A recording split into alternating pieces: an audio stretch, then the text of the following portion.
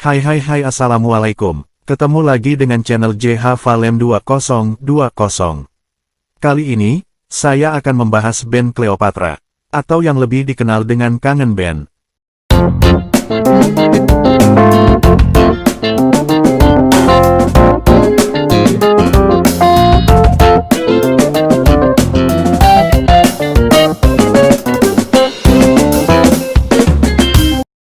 Ya, sebelum bernama Kangen, band ini awalnya bernama Cleopatra.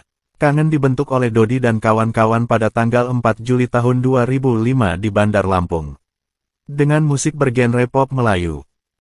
Dodi adalah pendiri Kangen, di mana ia memegang kendali, mulai dari vokal, gitar, keyboard, pencipta lagu dan aransemen. Dodi pun mulai mengajak satu persatu kawan-kawannya untuk bikin grup band.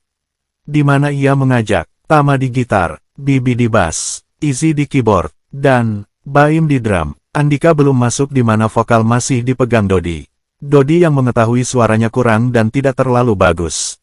Lalu Dodi mengajak Andika Mahesa, di mana Dodi mengetahui suara bernyanyi Andika lumayan bagus. Saat nongkrong dan bernyanyi di depan rumah Dodi, meskipun secara teknik perlu dilatih. Lalu, Andika pun bergabung menjadi vokalis di band Dodi.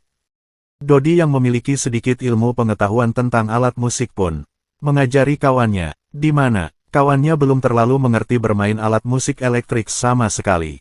Seperti Izzy, yang belum bisa bermain keyboard sama sekali. Dodi pun mengajari Izzy, yang sudah jago main keyboard walau Dodi memilih posisi gitar sebagai alat tempurnya. Sebenarnya nama band ini Cleopatra. Karena sering bongkar pasang personel dan mungkin susah penyebutan nama, maka Kangen pun dipilih sebagai nama mereka. Di mana Kangen diambil Dodi dengan alasan yang sederhana, yaitu, ia kangen akan ulah isengnya kenalan cewek dengan menggunakan nama samaran. Kangen dengan kawan-kawan yang sudah lama tidak bertemu. Kangen jika tidak bernyanyi dan ngeband. Kangen nongkrong bersama. Lalu nama Kangen pun tercetus dan berharap ke depannya para penggemarnya merasakan hal yang sama yaitu kangen dengan kehadiran dan karya lagu serta musik mereka. Jadi filosofinya simple, kalau tidak bertemu sama anak-anak yang lain suka kangen. Dan, berharap para penikmat dan pendengar musik juga kangen sama band kami nantinya, ujar Dodi. Sambil diaminin kawan-kawan Kangen lainnya. Dodi dan anak-anak Kangen pun mulai menggarap lagu dan musik ciptaan mereka sendiri. Dan merekam serta memproduksi beberapa demo lagu mereka sendiri melalui jalur indie di Lampung. Lalu dipasarkan sendiri oleh mereka ke penjual kaset bajakan, sopir angkot dan beberapa radio. Awalnya demo mereka ditolak di beberapa radio, pihak radio menyatakan demo boleh diberikan melalui proposal terlebih dahulu walau kaset yang diberikan Kangen cuma-cuma alias gratis. Lalu, proposal pun dibuat oleh Kangen melalui bantuan pacar Dodi dan diserahkan ke radio pada saat itu. Lalu pihak radio pun mau memutar lagu dari Kangen berkat proposal yang dibuat sebagai syarat lagu diputar di radio. Uniknya, saat lagu mereka diputar di radio, anak-anak Kangen pun mengakali radio biar lagunya sering diputar di radio melalui telepon dan merequest lagu mereka sendiri. Alhamdulillah lagu mereka pun sering diputar dan diterima dengan baik di radio khususnya Lampung dan sekitarnya. Kangen Band pun melakukan promosi dengan menjual kaset mereka ke pedagang kaset bajakan. Mereka pun menjual kaset ke supir-supir angkot, di mana penampilan Andika seperti preman. Mau gak mau sopir pun banyak membeli kaset mereka dan menitipkan satu demo lagu mereka berjudul Penantian yang tertunda yang diselipkan di dalam CD kompilasi band Indonesia dan menitipkan CD itu ke pedagang kaset bajakan. Alhasil CD bajakan di kompilasi band Indonesia itu menyebar dengan cepat dari Sumatera hingga Sulawesi. Konon CD mereka laku sampai jutaan kopi. Luar biasa.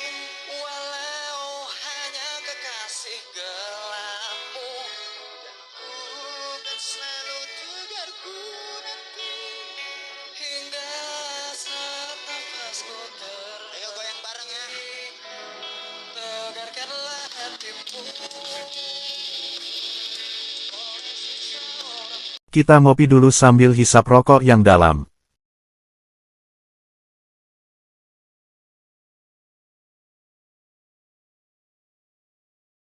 Saat lagu mereka mulai dikenal melalui pedagang kaset dan CD bajakan serta radio-radio yang sering memutar lagu mereka, maka banyak yang penasaran dengan personil band ini.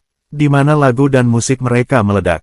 Baik di kaset dan CD bajakan serta banyak request dari pendengar di radio. Bahkan sudah dikenal di Indonesia tapi nama bandnya tidak tahu. Maka mereka digadang-gadang sebagai band hantu yang mondar-mandir di radio serta pedagang kaset bajakan dan mobil angkot. Tak ayal menurut Andika, banyak pada saat itu orang dan band mengaku-ngaku sebagai band itu. Dan memakai nama Kangen Band palsu. Menurutnya ada 4-5 band yang mengaku-ngaku sebagai Kangen Band. Andika pun mengatakan mereka tidak salah juga, soalnya lagu-lagu mereka hits di mana-mana tapi tidak tahu keberadaan kita, ujar Andika. Kangen pun gak pernah muncul baik di koran, majalah, radio dan televisi. Jadi lumayan repot menghadapi Kangen Band tiruan. Alhasil lagu mereka yang banyak dicari dan sering warawiri di tangga musik radio hingga kaset bajakan membuat banyak produser musik pun mulai mencari keberadaan Kangen hingga tahun 2006. Mereka ditawarkan masuk dapur rekaman di Jakarta.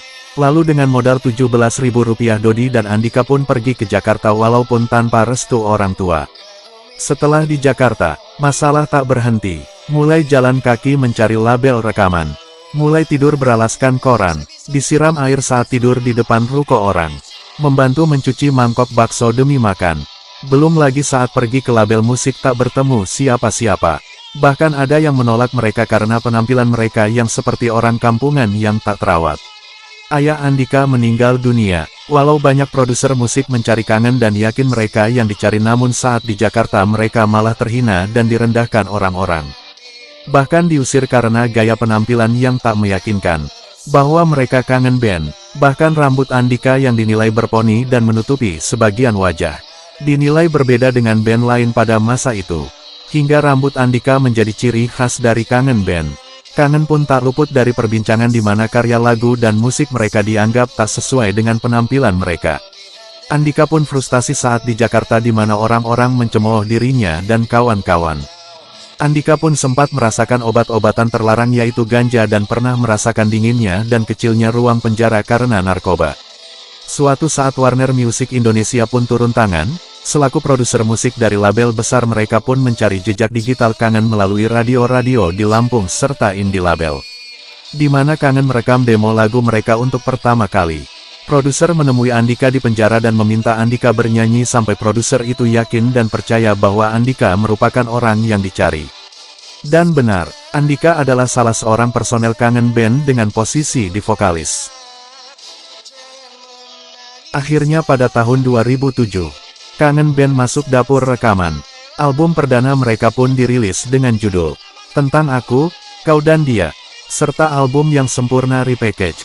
Pada tahun yang sama yaitu 2007, Kangen Band pun berhasil meraih penghargaan sebagai band terfavorit yang diadakan SCTV Award 2007.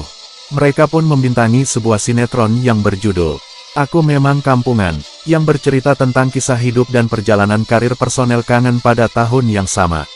Pada tahun 2008, Kangen Band meluncurkan album kedua yaitu Bintang 14 Hari, di mana lagu ini menyajikan lagu dan musik yang berbeda, dengan menyatukan pop Melayu dan memasukkan unsur Jawa. Di dalam album ini, Kangen menggaet dan bekerja sama dengan Andi Bayau, di mana Andi Bayau pernah kerja sama dengan Sheila on 7 dengan backing vokal Aaron. Lalu pada tanggal 6 Mei tahun 2009, Kangen pun merilis album ketiga bertajuk Pujaan Hati dengan single hits Pujaan Hati dan Terbang Bersamaku. Pada tahun 2012, Andika sempat keluar dari Kangen Band, dan diganti oleh Raihan pada tahun 2013. Lalu Kangen pun merilis album kompilasi The Best of Kangen Band. 3 tahun berselang, Raihan pun mundur dari Kangen Band. Lalu Andika kembali ke Kangen. Pada tahun 2017, Andika sempat terjun ke dunia politik. Ia dilantik sebagai Wakil Ketua Bidang Seni Budaya DPD Demokrat Lampung, yang diketuai oleh Kiki sang vokalis The Potter. Lalu pada tahun 2022, Kangen Band merilis ulang album single Cinta Sampai Mati, dan bekerja sama dengan Wahana Production. Ya, inilah kisah pahit yang harus kalian tahu dari Kangen Band. Karya yang bagus belum tentu harus memiliki penampilan yang bagus. Terkadang karya yang luar biasa tercipta dan terwujud dari orang yang biasa. Di balik kurangnya penampilan Kangen Band pada awal kemunculannya di belantika musik Indonesia, mereka pun berjuang sampai ke titik terendah. Hinaan, ketidaklayakan dan kemampuan mereka pun ditertawakan. Hingga mereka buktikan dengan karya luar biasa yang mereka ciptakan dan mainkan membawa nama Kangen Band sampai di hati dan pendengar musik pada saat itu. Mode rambut Andika pun diikuti oleh para remaja dan menjadi trademark pada saat itu.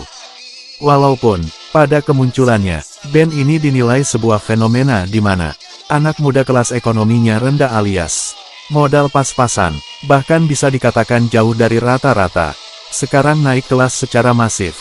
Band ini akhirnya disambut meriah, di mana lagu pop Melayu sedang diminati oleh para penikmat dan pendengar musik khususnya di tanah air. Walau baik penampilan, ekonomi dan musik mereka dituduh merusak kualitas musik Indonesia pada saat itu. Kangen Band mungkin orang-orang yang memiliki kemampuan biasa saja. Tapi kalian juga harus akui dan setuju, bahwa karya yang diciptakan, dan dimainkan mereka, disukai, dan lagu-lagunya sempat meledak. Walaupun, mereka tak layak menjadi personel Kangen. Walau kalian malu mengakui band ini, percayalah karya Kangen Band akan selalu didengarkan oleh para pendengar dan penikmat musik, karena lagunya layak untuk dinikmati. Terima kasih sudah menonton video ini. Dan, wassalam.